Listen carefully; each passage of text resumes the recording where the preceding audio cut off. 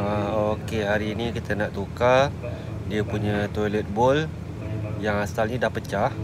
Jadi kita nak cabut buang.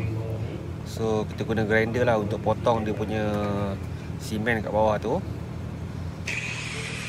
Lepas tu baru kita tendang lah, bagi tanggal. Dia tak susah sangat tapi tak senang sangat. So korang tengoklah macam mana.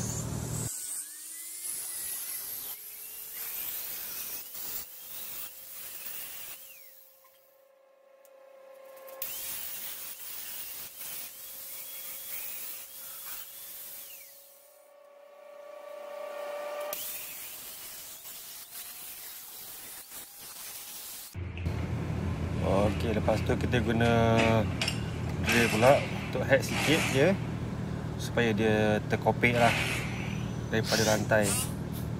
Tu, 2, 3. Okey dah. Senang je. Dah cabut. Alright. So kita standby tu pasang yang baru. Ni yang lama.